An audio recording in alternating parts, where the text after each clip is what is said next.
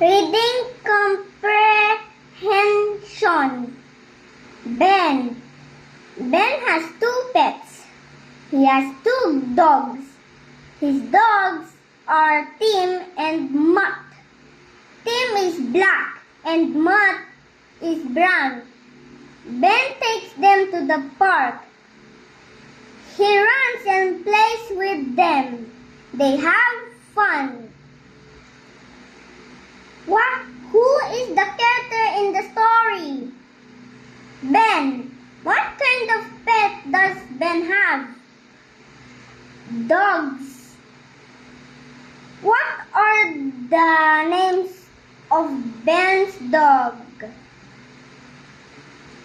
Tim and Mutt. Where does Ben take his pets? Park. What does Ben and the dogs do at the park? Runs and plays with them.